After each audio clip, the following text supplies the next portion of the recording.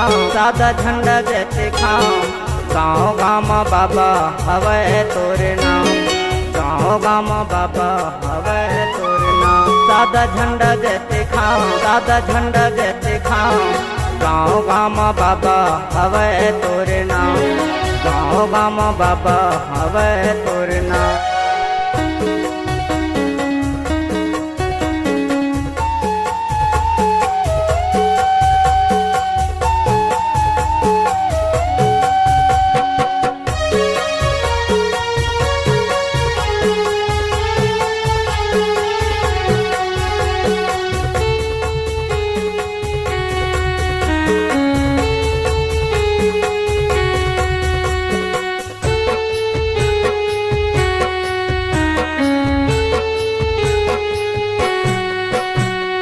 सादा तोरे चौरा बाबा सादा तोरे झंडा है, सादा तोरे झंडा है। सादा तोरे धोती बाबा सादा तोर जनेवा है, सादा तोर जनेवा है। सादा तोरे चौरा बाबा सादा तोरे झंडा है, सादा तोरे झंडा है। सादा तोरे धोती बाबा सादा तोर जनेवा है, सादा तोर जनेवा। सादा झंडा जैसे खाओ सादा झंडा जैसे खाओ। गाँव गाम बाबा हवे तोरे नाम, गाँव गाम बाबा हवे तोरे नाम।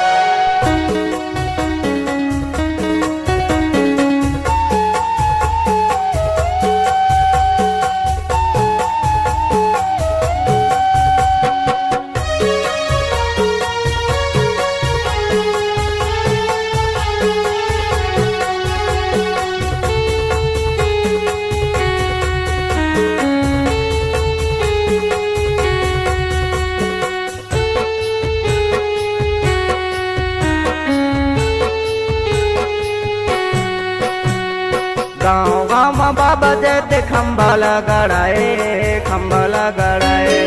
सादा के झंडा लाते लहराए ते लहराए।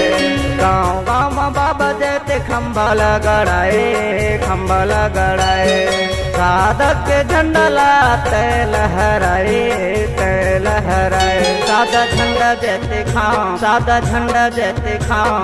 गाँव गाम बाबा हवे तोरे नाम, गाँव गाम बाबा हवे तोरे नाम।